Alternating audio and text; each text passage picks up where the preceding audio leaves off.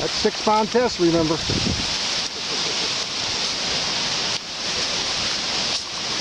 What is your name, by the way? My name is Greg Furta. Hey, Greg. Thank you so much. You're very welcome. I'm glad you caught one, buddy. I was starting to think I'd have a hook on the end. Yeah, these fish don't always bite. I'll tell you what, my legs are tired. Stand there for about 5 hours, 6 hours.